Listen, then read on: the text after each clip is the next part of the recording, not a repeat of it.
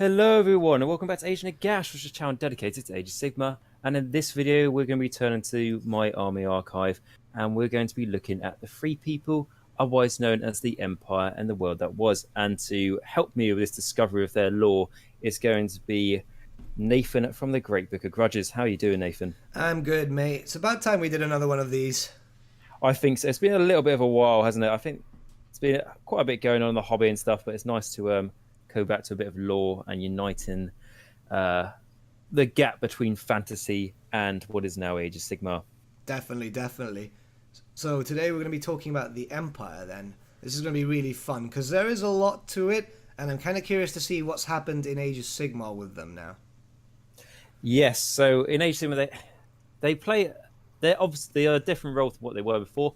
They are still very cool, but obviously the majority of their lore is in fantasy because obviously the Empire had about, would you say about, what was it, 20, 30 years of lore building for the Empire? Yeah, they had about they're one of the oldest races in the actual known tabletop, and it's pretty much where everything started. A lot of people don't know that Sigmar was actually a person in the lore before he became a god, and he's the actual person who founded the Empire. Yeah, see, it's just like that, it shows that he was once a person. He wielded Gatmaraz as well, didn't he? As far as I Yeah, know. it was gifted to him by the Dawi after a quite large battle, which pretty much saved both the races whilst they were fighting one of the largest greenskin hordes that had ever appeared in the Warhammer world. It's kind of like it showed the friendship between the Dawi and the Empire, which has lasted pretty much all the way until the end times, and I'm hoping there's some sort of friendship there in Age of Sigmar. Oh, there most certainly is indeed, and that's also what we'll get to when we talk about their lore in Age of Sigmar. So, how would you give a summary of the Empire? Well, Someone, let's say, someone who is brand new to Warhammer has heard about there are humans in fantasy, and obviously the main collection of them being within the Empire. How would you describe it to them? Like, what sort of society is it? Well, it's very varied. It's a bunch of provinces together. We'd have to go quite back, and I will go in detail in my own lore video next week. But it's how it works is way back then, about 10,000-ish years before the end times, there was a bunch of human tribes, all of them varying in different cultures and so on. But eventually, one man, Sigmar Heldenhammer, he united the tribes, seeing that there was no other alternative. Humanity was better standing together than it was apart.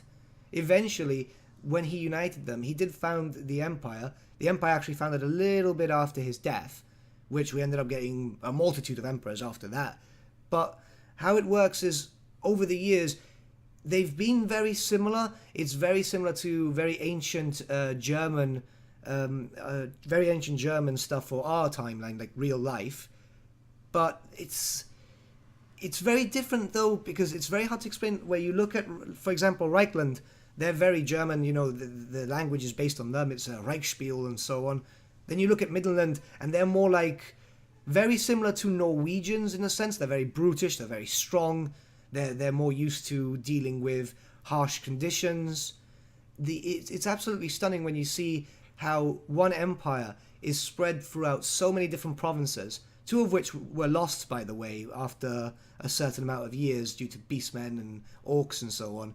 But think about it very similar to how the United States work.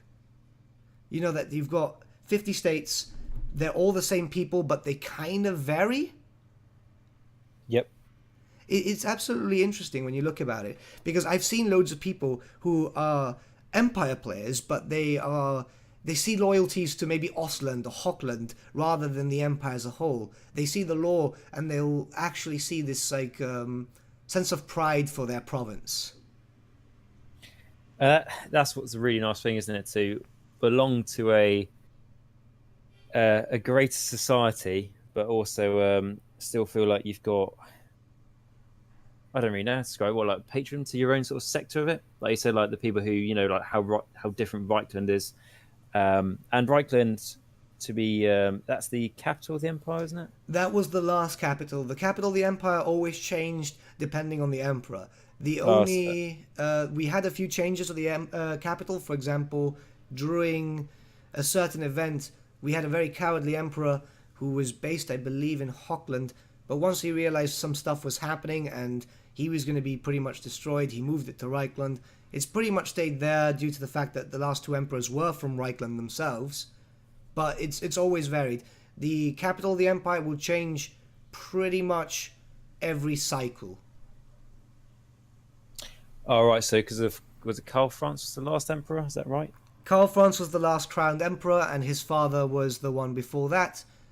It was actually really funny. We had Karl Franz, but there was a chance that we would have ended up with Boris Todbringer as the emperor, and he actually wanted to be emperor.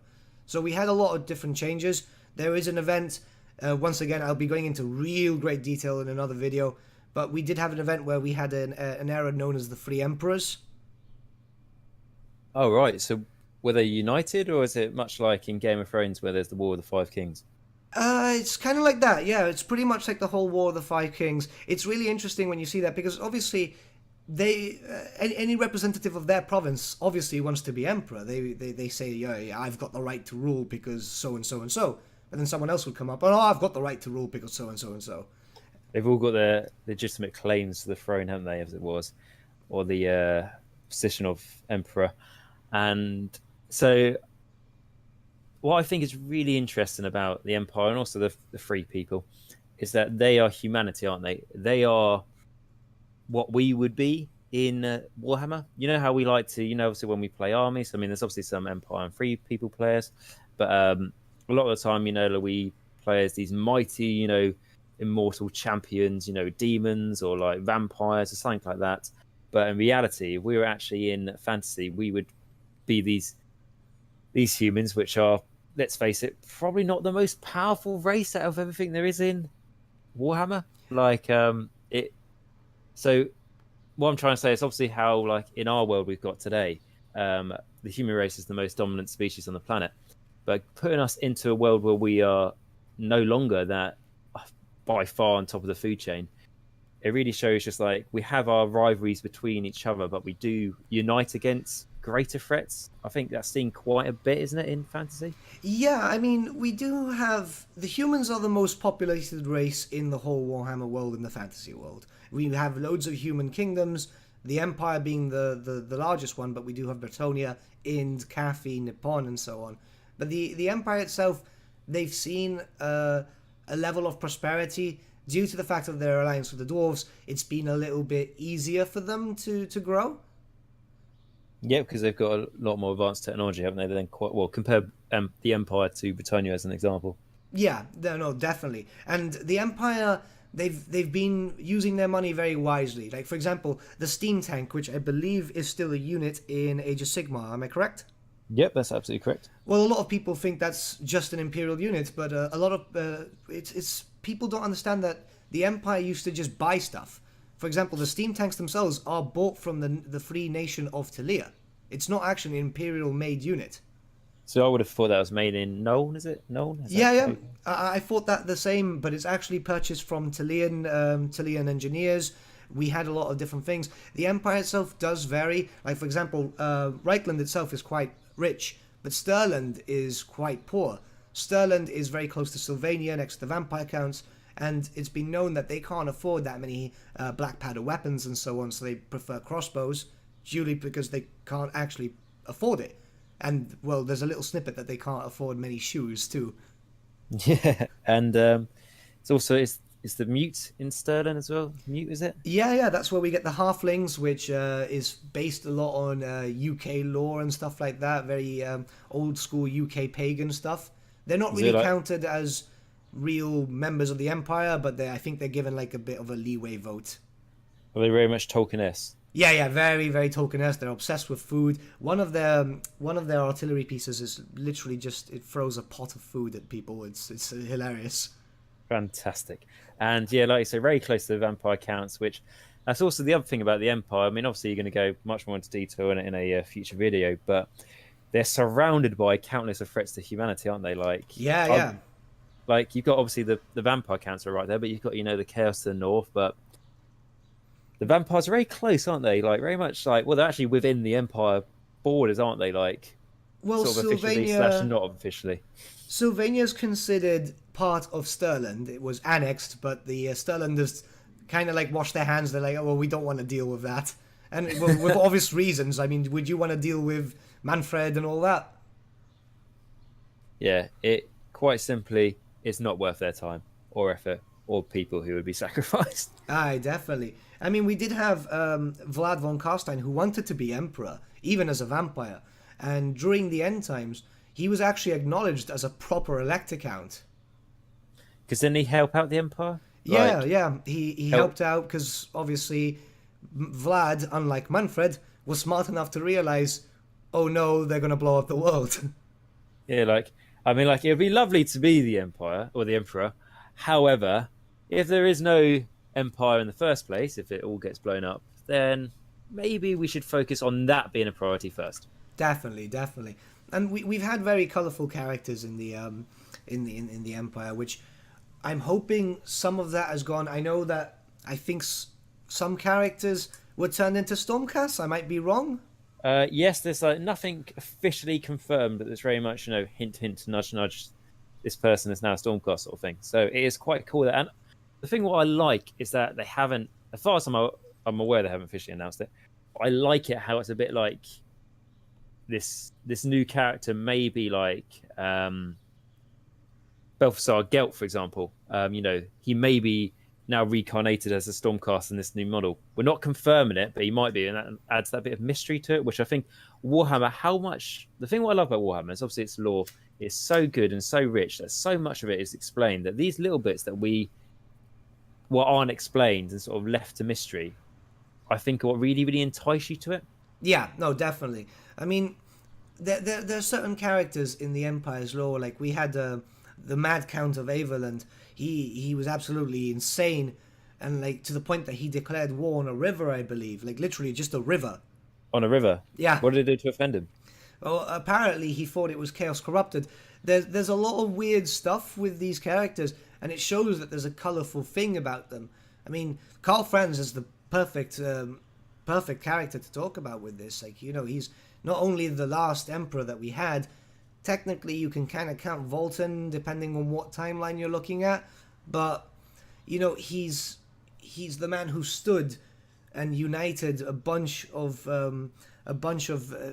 dying factions to pretty much just go like, come on, we need to survive, we need to fight, and it's amazing when you look at it because it's very heroic, and you get this sense of like pride, where especially like I know during the end times, I know a few Empire players who were reading that and they were like, this is really cool. They gave him so much depth, only just and like they were a bit angry afterwards because they killed him off, but I'm still hoping that he's somewhere represented in Sigmar because Karl Franz is a big name. Yeah, there's a chap in Age of Sigmar called the Assistant Prime. Does that ring any bells or anything? Yeah, that would be like the Warhammer 40k equivalent to a Primarch. Yes. So basically, what it is, if you've seen any of the Stormcast range, here's the big Stormcast who has got wings and he's got that sort of like swirling vortex of, I think it's cloth underneath him, and he's wielding Gamma Raz. That is what is rumored to be. Wait! He's wielding Galmaraz, really? Wielding Gamma Raz, yeah, he's a big guy. Wow. Yeah, and that Gamma Raz weapon is real nasty. Basically, one of the cool things he can do with it is, so instead of setting up this guy on the board at the start of the game, he can basically be dropped in later, and whilst he's waiting to be dropped in, he's in the in the realm of heavens. So he's basically getting more and more pumped up. So the longer you leave him, let's say you leave him like 3 turns to come down onto the battlefield, when he comes down, he's making so many more attacks with Gamma Raz. It's insane. And he's really, really good. But what's rumored is that he is actually I think the line goes something along the lines of he's the emperor of a long lost great empire. So sort of very much hints towards not Gamraz. So very much hints towards Karl Franz, which is quite cool. I would have just loved them to have Deathclaw. Deathclaw should make it. No, I'm looking at the model now. It's absolutely gorgeous. It's very hard to tell because we had loads of great emperors who have basically saved the Empire in a multitude of ways. I mean, I did a little small lore video on a guy called Mandred Skaven Slayer, who pretty much Did he saved kill the some Empire. Skaven? Yeah, he actually ended up getting a skull called. Oh, the name escapes me at the moment, but it's literally a Skaven skull, and he turned it into a helmet. And basically, this was when we had an event known as like it was like the Black Plague equivalent, where the Skaven Yeah. were almost taking over the world. One of the many attempts that they did. But we had loads of emperors like that, Magnus the Pious too. You know, there's so many cool things that we ended up getting in terms of emperors. It could be practically anyone. Yeah, well, that's it. They haven't nailed down anything, which is quite nice. And so, yes, that sort of leads into what the Empire was and stuff in the past. Obviously, like you say, you're going to put up a more in depth video, but it just gives us a brief sort of overall. And in Age of Sigmar, now they have turned into what is known as the Free People, purely because Games Workshop can't copyright the Empire. But for obvious reasons, it's like the name Chaos. They're so committed to that, but they can't rename it because obviously that's what chaos is so like vital, to Warhammer, isn't it? It's such a huge part that they can't change the name of it. Yeah, So they're committed to that, but the Empire they can change. So it's changed to Free People, and to be honest, there's actually multiple factions. What the Empire used to be and has been turned into. What we'll be looking at today is the Free People, and this is the majority of the Empire. So this is like your Empire soldiers, your great swords, your pistoliers, your outriders, your Empire generals, your griff, your demigriffs. There's so many griffins now. I was trying to remember which yeah. one they are. Your demigriffs, things like that, and essentially they were saved by Sigmar and put into the mortal realms. That's very brief of how they were saved, so I can't exactly remember. To be fair, when Age of Sigmar first started in the lore, it's quite a long time ago now. It's about 3-4 years ago.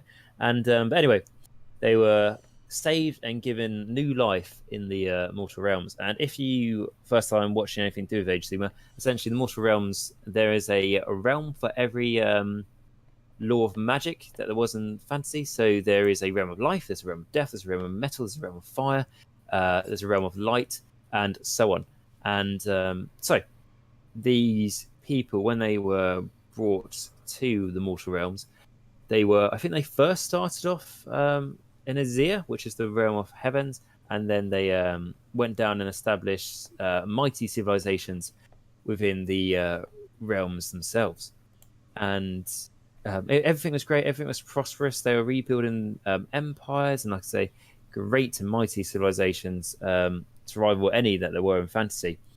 However, there was this thing that humans do after a while, being a bit too comfortable, similar to the Eldar, where they were like, "We've got things pretty good right now," and they started to sort of betray each other, do acts of excess, all those sorts of things. And eventually, the pantheon that Sigmar had set up, which is the pantheon of the gods, and this was Sigmar, Nagash, the elven gods, Gork and Mork, and so on. Eventually, Nagash decided that he wanted to be in charge of the pantheon, and sort of, as there was ways for Chaos trying to breach the mortal realms, as Chaos has been basically not being able to play with everyone for a very long time. They were trying to get their fingers into the mortal realms, and Nagash saw it as a opportunity.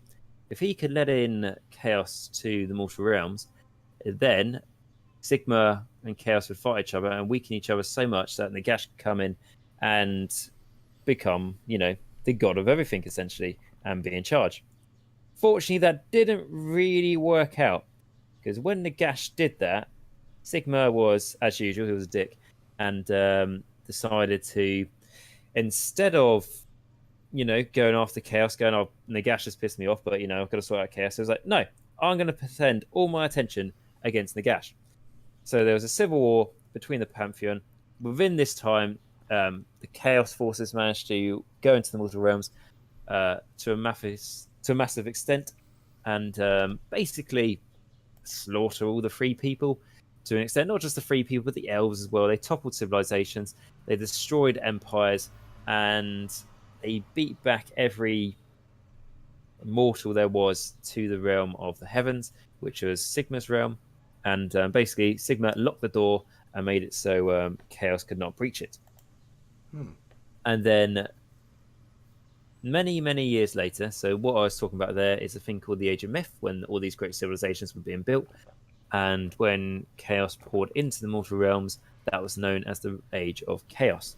So, like I say, many years later, Sigmar then created his Stormcast and released them into the mortal realms to beat back the forces of chaos. And this is what was now known as the Age of Sigmar. And basically, he beat back chaos to a point where the humans that survived could start trying to rebuild these civilizations back in the realms. So chaos was beaten back by Sigmar, still a big threat, but pushed back, and the humans went back down to the realms and started these civilizations again. And when I say the humans, I mean mainly like the free people, that's the biggest source of humans, and rebuild these mighty empires. And the nice thing about them, what makes them a little bit different to how they were in the world of fantasy, is that they have things like so they are your traditional, like they've got like stone and mortar sort of keeps and all those sort of things, fortresses and stuff, and cities. But they've also got things like cog fortresses, so huge mobile bastions made on clockwork. A little bit like, I don't know if you've seen a trailer for, or I think the film might be out yet, but it's called Mortal Engines by Peter Jackson, who's done it. And it's basically like huge mobile cities and stuff like that, which really shows their military prowess. Oh, very interesting. Yeah, so they sort of came a long way. So it's a bit of a long explanation to where they are. But and so they've got all this going on. But the great thing what humans lend to the story is, us, obviously all of us are humans, we sometimes just can't help ourselves.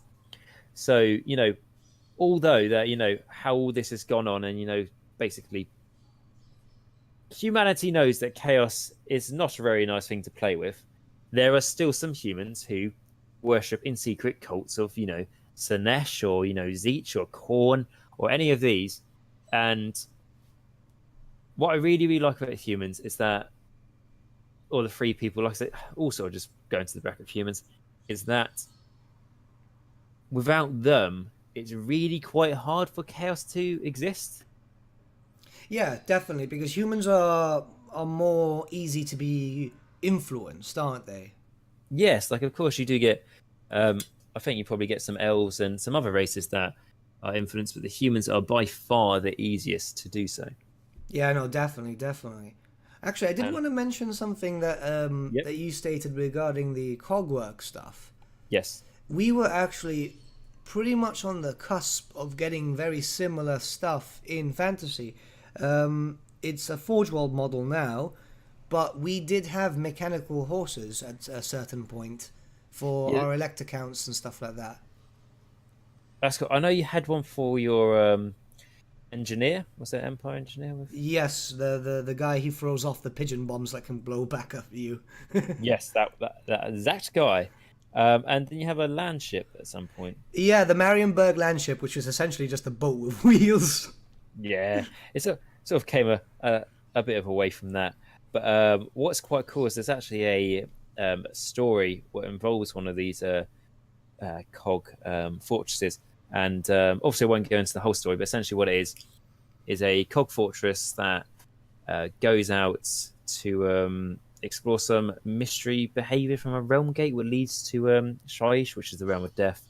And this was also at the time of malign importance, so death becoming a huge player in Age Sigmar. And there's a mighty cog fortress that stations, I can't remember how many men, but probably like hundreds of thousands, well, not hundreds of thousands, but hundreds to thousands of men. And have got like cavalry on it, have got like old gunnery regiment on it, those sorts of things. It's really sort of powerful fortress. Went to investigate this strange behavior coming from this realm gate, like I said, that led to the realm of death. And they first sent out their outriders and the pistoliers as scouts, and they wondered why they were getting no response. It'd been like a couple of weeks, and they had no replies from their scouts. Hmm. Um, so they then sent out more. Actually, no, I think before they sent out more, they had a messenger that came to them, and this was I believe it was a White King, and said to them, you know, bow to Nagash, and we'll let you live. And these people in these cog fortresses, like I say, this mighty cog fortress, they're like, who the hell is this bone man? He can come here and tell me what to do. Hmm. So they sort of laughed at him and wandered off. So he went buggered off into like the forest or wherever the creepy place was, and in that time, the three people thought, right, okay, we'll send out another expedition to try and find our scouts that got lost and never came back to us. And when they left their cog fortress, there were as soon as they stepped foot onto the ground, there were these hands that clawed at them from the ground and dragged them under and killed them. And it turns out those zombies that did it, those specters, were actually the scouts that were originally sent out. Hmm. So the three people were like, okay, fuck, we're not going to leave this fortress. So they eventually starved to death. And really, that's quite like a brief explanation of this story. But it really, that was the first time that we sort of heard about these cog fortresses and stuff. So it really gave some light to a army that doesn't really have any law, like there's no battle time for it, anything like that. So that's what really made it cool. And also, what I'd like to say about the Free People was that, yes, Sigmar does have these immortal champions being the Stormcasts and, all this sort of greatness. However, if it wasn't for the Free People, what would the Stormcasts be fighting for? Yeah. If it's not to banish chaos and win that fight, but if you don't have anyone to win it for, then what's the point? No, definitely. I mean, if you look at it this way, a lot of the Stormcasts are just reanimated heroes of the past, so they too were human at some point. And sorry about that, my cat just decided to meow. I just find it really interesting. They've never had a book. Did they not have a book in the last edition too? What, like the Free People being Yeah. the Empire? No, they were part of a bigger book, but no, they haven't had their own book yet. But all that means is that they will more than likely get their own book at some point in the future. No, I hope so, because if you look at the models, they're absolutely gorgeous. Oh yeah, I mean, like I'm on the website now, and like the Griffin model is absolutely fantastic. Even the demigriffs, I feel like still stand up. Yeah, you gotta You've love got, the like, battle chickens. yeah, you've got. I mean, there's bigger battle chickens now, but you've got to love the traditional ones. And I still like, we've got the Luminarch, we've got the War Altar.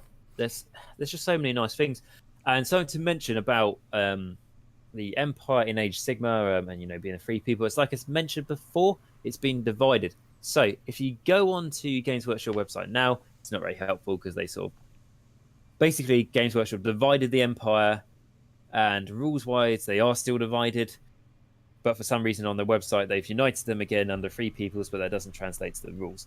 But hopefully that's something we're going to see in the future, because it all just makes sense for these things to be united again. It doesn't make sense for the Steam Tank to be in a separate army from the Free People, and hopefully we're going to see that, because ever since the Legions and the Gash Battletome that came out for Age of Sigma, which is basically the Vampire Count Codex that came out, it united all of Death again. And then when I saw that, I was like, great, we're going to see this happen again and again. And we did. We saw it for the Beasts of Chaos, which united Beastmen again. And we also saw it for the Skaven, that united the Skaven again. And what was quite interesting about the Skaven is that we did all expect them to be united again, because that really does make sense. But before they did so, on the Games Workshop website, they united all the Skaven under one category again. Oh, I haven't even noticed that. Yeah, so when that happened, and some people asked me, like, do you think this is going to unite the Skaven? I said, I'm sure the Skaven will be united at some point, but don't get your hopes up about this. I think they did it before Christmas, and I was like, I'm sure they've done this so parents can easily find their child whatever the fucking Ratman they wanted for Christmas. Well, it just trying. makes more sense, like it's ridiculous that it happened to me when I'm trying to buy stuff because, like, some of my subs will know I'm trying to build a 50,000 point Warhammer Fantasy army of Skaven, and I'm literally having to go through all these little sections just trying to find the bloody model I want. Yeah, I completely agree. So yeah, I was saying that for the ease of trying to find things, that's what it is. However, shortly after that, Skaven got their new book that united all of them. So maybe I'm thinking this isn't just for convenience of ease to find models on their website. Maybe this is actually an insight of what we can see in the future for terms of how the army is going to work. So that would be really cool if everything under the free people's category on the website, as it's got 33 models in it, or 33 things you can buy for it, it's all under one army again. That'd be absolutely fantastic. And also that it's not like aesthetically they don't go together. And like we've said, the Empire, well, in the old world, the fantasy, the Empire and the dwarfs worked very well together. Yeah, and it's very much the same. I mean, what little lore there is for them in Age of Sigmar, it still says very strongly that they do work very well alongside each other. Even to be fair, in the core rulebook, that's got a lot of lore in it, and it's got the main lore in it for the free people. In the under the free people category, it talks about this thing called the Ironwheel Arsenal, and the Ironwheel Arsenal is a separate army that has all the artillery pieces for which used to belong to the Empire and the dwarves. Now, the Ironwood Arsenal is not an army that you can take by itself because it has no core units, it has no battle line. So it's like just a separate army that you can pick and choose a few things from to put into your army, if that makes sense. Yeah.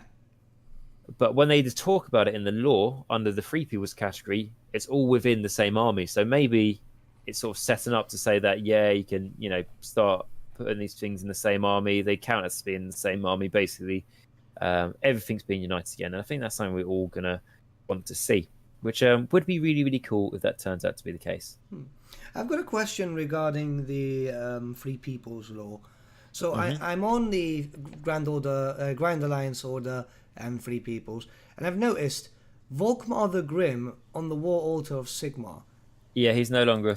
He's not. Volkmar the Grim is not alive. That'll purely be for people who play Warhammer Total War. Right, I was about to say, because his body was used to revive Nagash.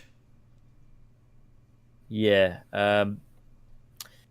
that's like I say. That's purely for people who play the Total War and they really like him, and they can quickly go onto the website and buy him.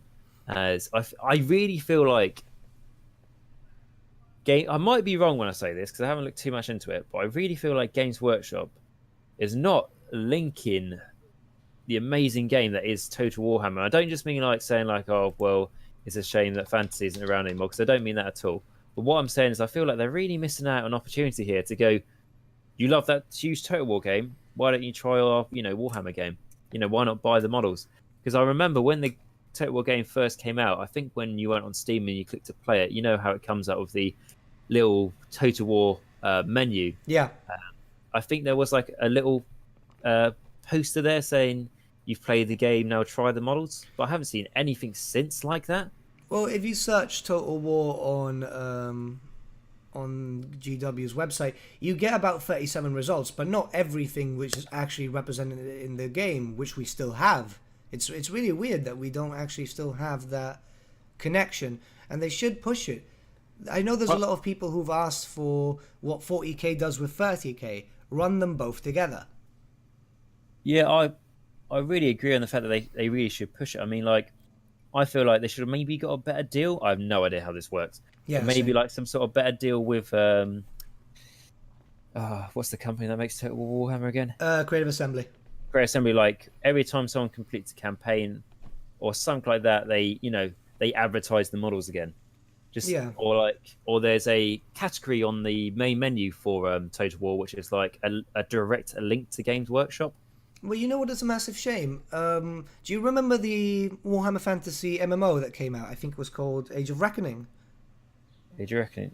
Yeah, rings a bell, but I can't completely remember it. What was it about again? It was literally like a World of Warcraft clone where you had Order and Chaos fighting against each other and stuff like that. It was pretty cool. And I never played it though. Was it good? Yeah, no, it was really, really good. They've got a private server still up and so on. It's like it's not perfect and it's very dated, obviously given graphics changing Mm. and so on, but it's actually very engaging. And what they did then is they released a series of models that were exclusive to characters in the game, which you could use like a Black Orc War Boss type of thing and so on.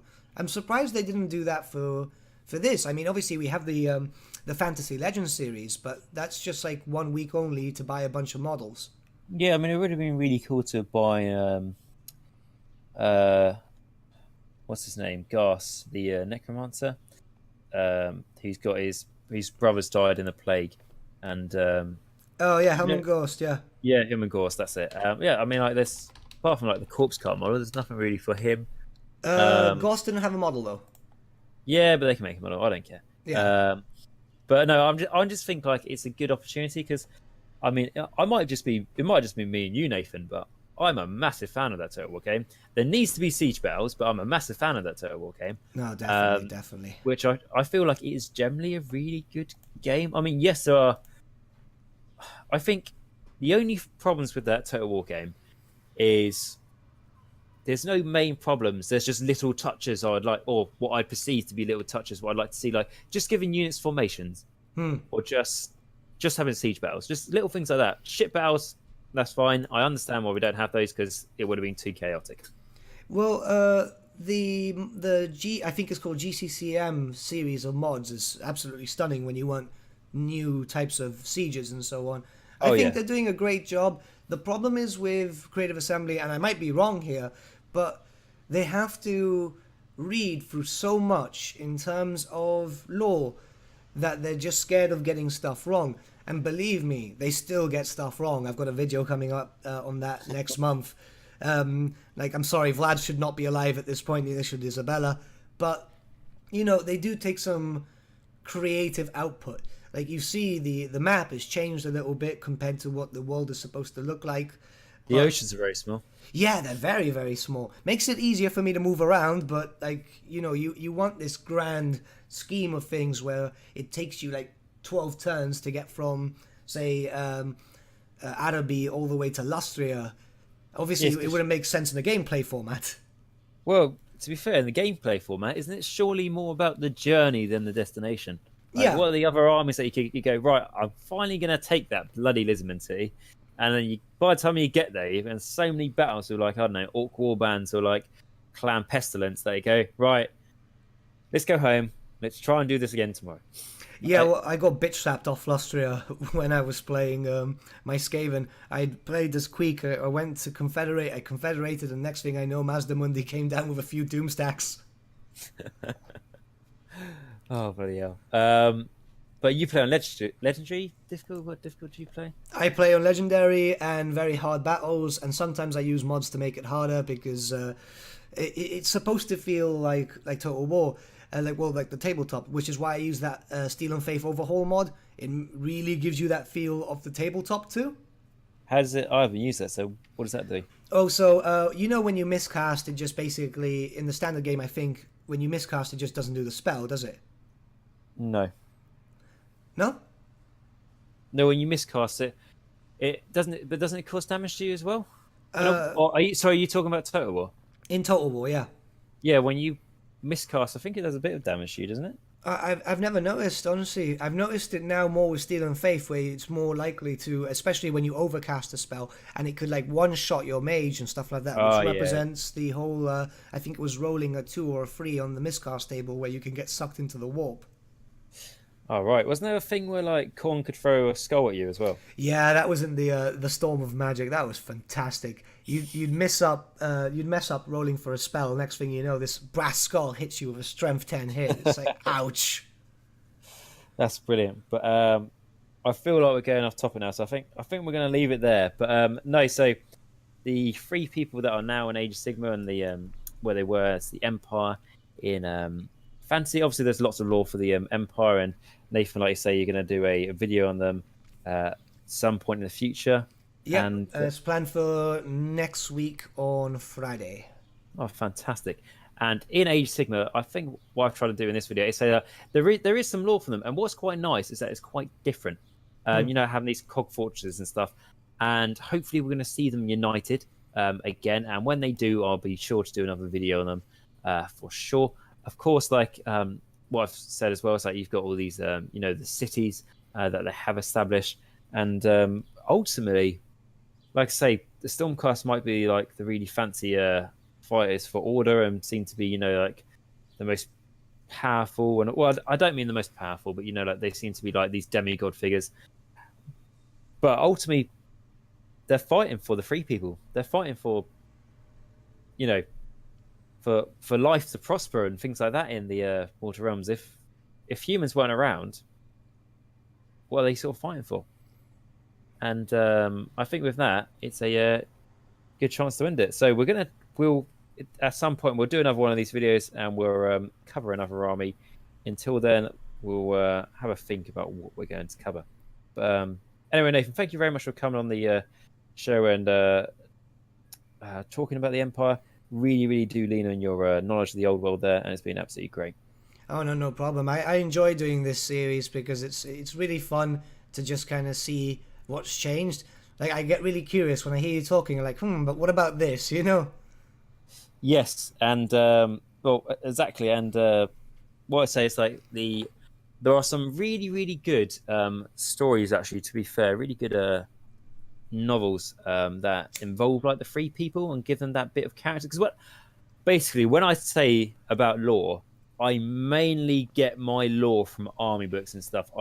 Because I'm severely dyslexic, so I don't really read all the big novels. I love the lore when people explain them to me, but I mainly get my lore from easy to read chunks like the core rule book or battle tomes, codexes, those sorts of things. So there are actually some good novels you can read, and I think one of them is called like the City of Secrets, I believe, which is about a free people city that has got a cult of Sinesh, sorry, not a cult of Sinesh, a cult of Zeech going through it. There are other things as well. There's quite a lot. I'm just trying to think of them off the top of my head at the moment. I'm afraid I can't. But if you make your way to the Black Library, there are certainly some lore novels and just books out there that can really give you that flavor for you to really come up with your own lore for your army. But yes, guys. So again, thank you very much for watching this. Thank you again, Nathan, for coming on. And would you like to say goodbye, Nathan? Yeah, well, guys, if you're hearing me from Agent Nagash's channel, just a little quick note. If you're interested in old school Warhammer Fantasy lore and maybe even battle reports, which I've just started doing, I post a battle report once a week now, and the lore, it kind of fluctuates depending on my real life work because obviously, we're not big YouTubers, so we're not really earning 50 million pounds a day, or I don't know what these guys do, but like we push it. We're working men, man. So we push out content as soon as we can. If you're interested in the battle reports, which is pretty fun, they're usually about an hour long, an hour and a half. Check them out. We've got some local players who are taking part. I've got some players coming down from Spain soon. It's kind of fun because you get to see the old form. Like if you try compare Age of Sigmar to how Warhammer Fantasy plays, it's completely different, so that might be kind of interesting. And obviously, if you're listening to on my channel, check out Agent Nagash. He's got a bunch of really cool videos recently released. I believe he started talking about how to perfectly bubble up your good units. Yes, I did indeed. I was just sort of basically I wanted to do a video talking about the tournament I went to, but waiting for some pictures for Warhammer community put up. So I thought, what can I talk about? And I thought, actually, this is something that came up loads in the tournament. And I posted it, and this to be fair, it's me being a bit ignorant. I thought like most people know this, but there's some new players and stuff who don't know that tactic. I haven't seen that tactic before, so it's really really good to get it out there for them, so everyone can benefit from a simple rule of bubble wrapping. It's a case of like, right, I've got a cool model here, and you've got a cool model, right? Whoever wins the charge is going to kill the other cool model, or just put a shield in front of it and say, "Oh, you charged me, now you kill the models in front, and then I get to attack you." It's just little tactics that can make a big difference in the combat, and if it makes a big difference in combat, it can make a big difference in the turn, and it makes a big difference in the turn, it can potentially change the outcome of the game. But yes, if you are watching this on my channel, make sure you check out the Great Book of Grudges. There's absolutely fantastic lore videos. What I really like about him compared to some other YouTubers, I mean, well, majority of YouTubers are great, but what I like about the Great Book of Grudges, he goes into that little bit extra detail about some things that just aren't covered by other YouTubers that really add that bit of flavor to what we all love in a fantasy. And what he was saying about the battle reports, I'm going to start watching a couple as well. Like, I don't play fantasy, but I really do like the look of the whole regiment blocks and stuff. And it's just, like I say, Age of Sigmar is my favorite game, all those sorts of things. But it is cool to hear the name characters and stuff being fought in a mighty battles indeed. So make sure you go check out the Great Book of Grudges for that. Awesome. Thank you, dude. I do appreciate this. That's okay. No worries, mate. Anyway, so like I say, great doing a video of you. And remember, guys, until next time, the gash is all, and all is one in the gash.